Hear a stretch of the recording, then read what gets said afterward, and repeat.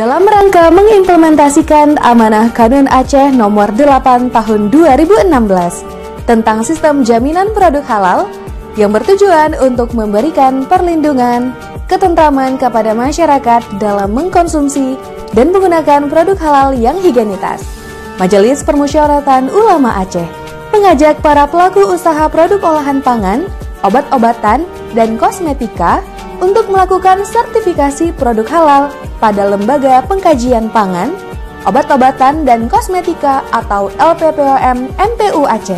Para pelaku usaha makanan, obat-obatan dan kosmetik untuk selalu menjaga kualitas dan kehalalan produk olahannya sehingga aman dan halal untuk digunakan oleh masyarakat.